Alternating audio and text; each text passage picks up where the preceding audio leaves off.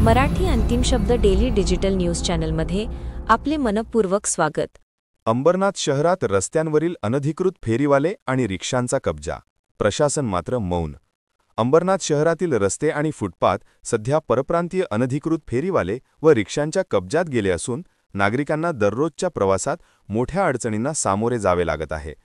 शहरातील पूर्व व पश्चिम अशा दोन्ही भागांतील प्रमुख रस्त्यांवर फेरीवाल्यांचे अनधिकृत स्टॉल, हातगाड्या आणि रिक्षांच्या बेकायदेशीर थांब्यांनी अक्षरशः कब्जा केला आहे। नागरिकांनी या संदर्भात वारंवार अंबरनाथ नगरपालिकेकडे तक्रारी दाखल करूनही प्रशासनाकडून कोणतीही ठोस कारवाई करण्यात आलेली नाही। त्यामुळे प्रशासनाचे मौन आणि निष्क्रियतेबद्दल जनतेत तीव्र नाराजी व्यक्त होत आहे। नगरपालिका अधिकारी आणि संबंधित विभाग या गंभीर समस्येकडे डोळेझाक करत असल्याचे चित्र सर्वत्र दिसत आहे। याशिवाय काही रिक्षा संघटनांनीही कोणतीही अधिकृत परवानगी न घेता रस्त्यांवर आपले थांबे तयार केले असून त्यामुळे वाहतूक कोंडीचा प्रश्न अधिकच गंभीर झाला आहे। शहरातील बस स्टॉप, रेल्वे स्टेशन परिसर, बाजारपेठा आणि प्रमुख चौकात रिक्षा अनधिकृतपणे उभ्या राहत असल्याने नागरिकांच्या सुरक्षिततेवरही धोका निर्माण झाला आहे। वाहतूक पोलिसांकडून केवळ फोटो चलान पाठवण्याचे औपचारिक काम सुरू असून प्रत्यक्षात अतिक्रमण हटविणे किंवा वाहतूक शिस्त लागू करणे याबाबतीत कोणतीही ठोस पावले उचलली जात नाहीत।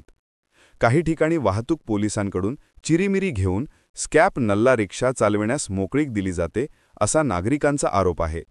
या सर्व बेकायदेशीर कृत्यांमुळे अंबरनाथ शहरात वाहतूक कोंडी, रस्ते अपघात आणि अस्वच्छतेचे प्रमाण वाढले असून नागरिकांचे जीवन त्रस्त झाले आहे।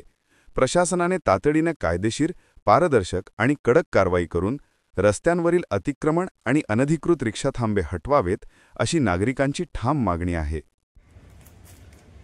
नमस्कार।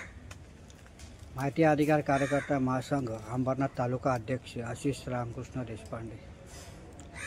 अंबरनाथ शहरामध्ये आपण पाहत असतो गेल्या अनेक वर्षापासून की अनलिगल गोष्टी जिथे जिथे घडत आहेत तिथे नगरपालिका लक्ष देत नाही। सामान्यापेक्षा सामान्य नागरिकांना जो त्रास होतो आहे त्या त्रासाबद्दलसुद्धा त्याचं निवारण करण्याचा उद्देश नगरपालिकेतल्या कुठलाही अधिकाऱ्याचा नाही। वाहतूक कोंडी सतत होत असते। छत्रपती शिवाजी महाराज चौकात गिरट्या घालून जे रिक्षा व्यवसाय करतात अशा अनेक नल्ला रिक्षा आहेत। त्या नल्ला रिक्षांच्या विरोधामध्ये आपला पत्रव्यवहार पूर्ण झालेला आहे, परंतु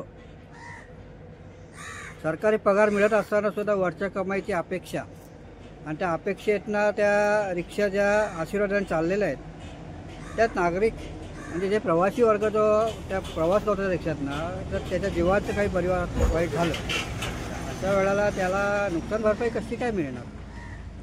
हे चिरीमिरी घेणारे वाहतूक पोलीस किंवा हे आशीर्वाद देणारे पोलीस यंत्रणेतले अधिकारी हे भरपाई देणार आहेत नाही।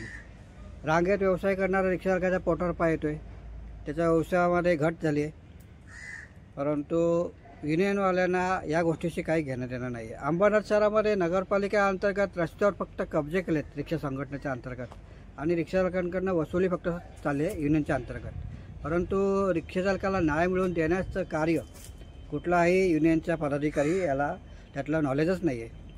पत्रव्यवहार का असतो किंवा प्रोसिजर करून आपण वरपर्यंत आंदोलनाची भूमिका घ्यायची हे काय प्रकार असतात हे अजिबात यांना काही माहिती नाही।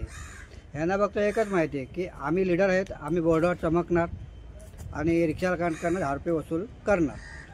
असाच मध्ये एक प्रकार घडला होता अंबरनाथ पश्चिम विभागामध्ये।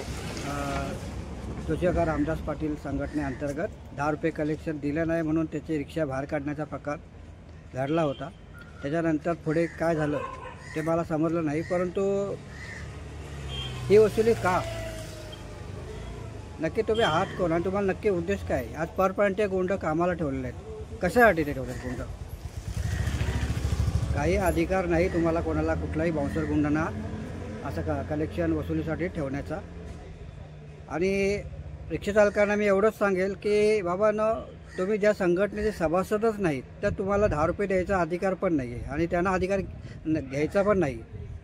ही पहिली गोष्ट तुम्ही लक्षात ठेवा। ज्या जबरदस्ती तुमच्याकडून वसुली होत असेल तर तुम्ही त्याच्या विरोधामध्ये आवाज करू शकता, पोलीस स्टेशनला कंप्लेंटही करा। वाहतूक विभागामध्ये काही गोष्टी असतील तुम्हाला माहिती असतील की ही गाडी नल्ला आहे तर तुम्ही स्वतः पुढाकार घ्यायला शिका। ₹10 देता आणि तुम्ही विरोध दाखवायला शिका की ही गाडी नल्ला आहे, ह्याच्यात लायसन व्याज नाही, तर अशा रिक्षाला तुम्ही लावून देताय तर आम्ही तुम्हाला पैसे का द्यायचे, असा ज्या विचाराला जरा सुरुवात करा. जरा जागरूक व्हा. जरा काही भांडणं झाली, वाद झाले आपसामध्ये तर लगेच मारामारा करतात, 20-25 पोरं मागवायची ताकद ठेवता आणि मग इथे नामर्थ कशाला बनता. रिक्षा चालकांचे वसुलीच्या बाबतीत तुम्ही नामर्थ नका बनू ना. ₹10 तुम्ही जे देताय त्या ₹10 तुम्ही जर रोजच्या गल्ल्यामध्ये ₹10 जमा केले तर तुमच्या महिन्याला 300 होतात, वर्षाला 3600 होतात.